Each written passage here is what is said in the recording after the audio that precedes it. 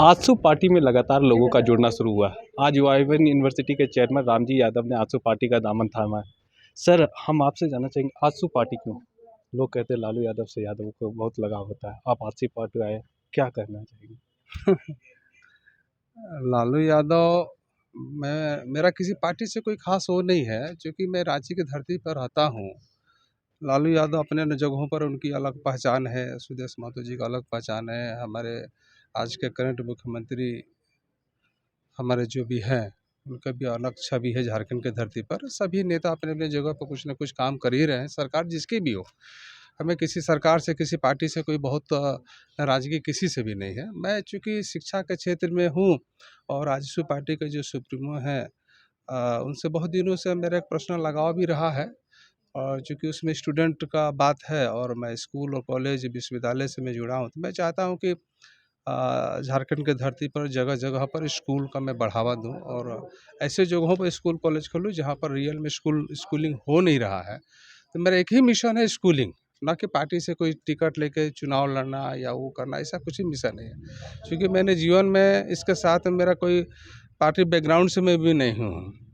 Party background से बहुत लोगों ने मुझे कहा, लेकिन मेरा कभी इंटेंशन था ही नहीं, झुकाव नहीं था कि पार्टी में शामिल होना है। लेकिन इत्तेफाक से आज मैंने हो लिया है और पार्टी का जो अच्छे सिद्धांत होंगे मैं ज़रूर उसको फॉलो करूँगा।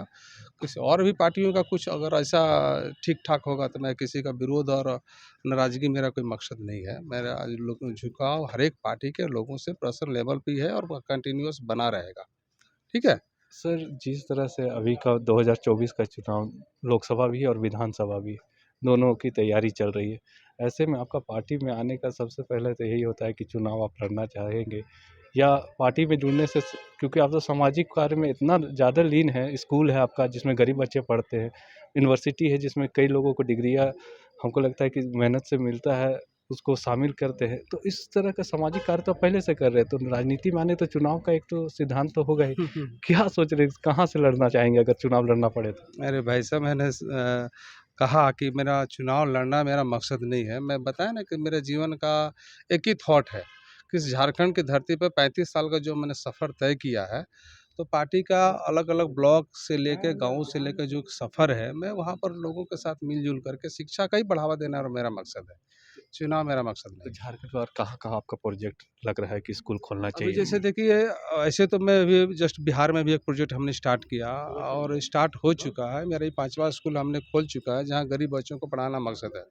हमारे साथ में भाई सुधीर यादव जी भी हैं। हम दोनों ने मिल करके ऐसे जगहों पर जो कहीं स्कूल खोलना किसी का वो लाभ और हानि के लिए स्कूल खोलते हैं, मेरा लाभ हानि के लिए स्कूल खोलना मकसद नहीं है।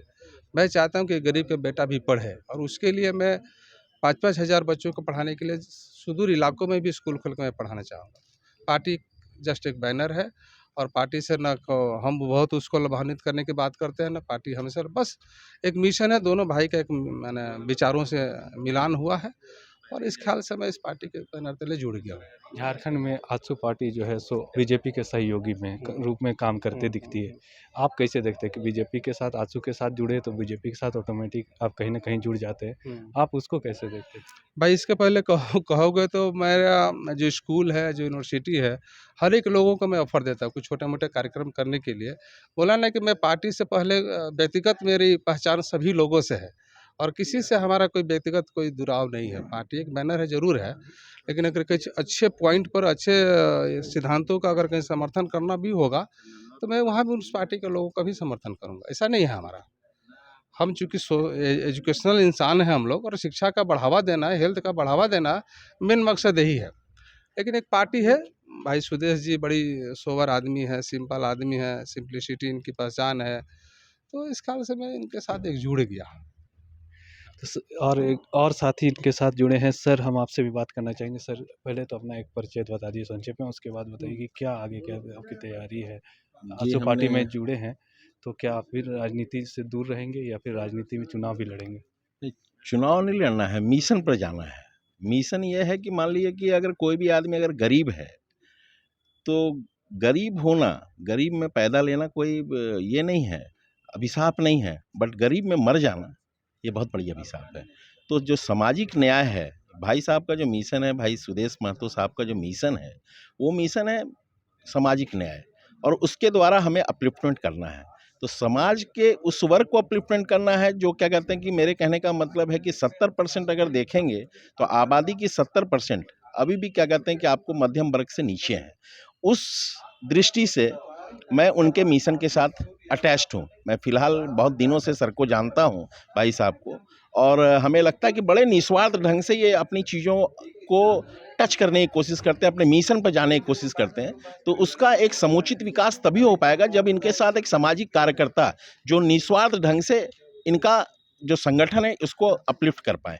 तो हमें ऐसा लगता है कि मैं इनके साथ बड़े निस्वार्थ ढंग से अपने कमिटमेंट के साथ पूरी रूप से क्या कहते हैं अपनी निष्ठा पूर्वक काम करता रहूँगा, और इनके संगठन को मजबूत करने का जो दायित्व होगा वो मेरा होगा, और मैं इनके साथ कदम पर कदम मिला के चलता रहूँगा। एक कार्यकर्ता के रूप में भी अगर अपनी योगदान एक पॉलिटिकल पार्टी को दे रहे हैं जिससे आपकी मिशन टच करती हो, तो ये हमें लगता है कोई बुरा चीज़ नहीं है। और इसको अगर पॉलिटिकल ना लिया जाए और एक कार्यकर्ता के रूप से सामाजिक न्याय की अगर बात हो तो वहाँ पर मैं संगठन होके भाई साहब के साथ कदम से कदम मिलाकर काम करता रहूँ। एक बार अपना परिचय बता दीजिए। जी, मेरा नाम सुधीर यादव है, और हमने अपनी शिक्षा BSc agriculture, MSc agriculture BHU से की है, और उसके बाद मैं टॉप मैनेजमेंट इंस्टीट्यूट से मैनेजमेंट किया हूँ, और मैं मल्टीनेशनल कंपनी में भी काम करता था महाराष्ट्र में, बॉम्बे के भीतर में।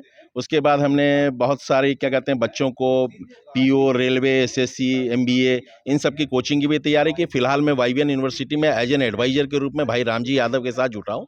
वहाँ पर भी मैं शिक्षा को ही प्रेशर करता हूँ कि शिक्षा बहुत इंपॉर्टेंट है। अगर मनुष्य अगर शिक्षित है और उसे शिक्षा का पूरा क्या कहते हैं कि आप उसका अगर मार्गदर्शक बने हुए हैं, तो हमें लगता है कि शिक्षा ही एक ऐसी चीज़ है जो आपको समाज में एक न्याय दिला पाएंगे और एक सामूहिक रूप से आपको एक प्रेस्टीज के रूप में खड़ा करेंगे। बिकॉज क्या कहते हैं कि शिक्षा वैसा नहीं, शिक्षा मान लीजिए कि बहुत मेरे पास डिग्री है, तो डिग्री तो आपकी एक शैक्षणिक योग्यता का एक रसीद है।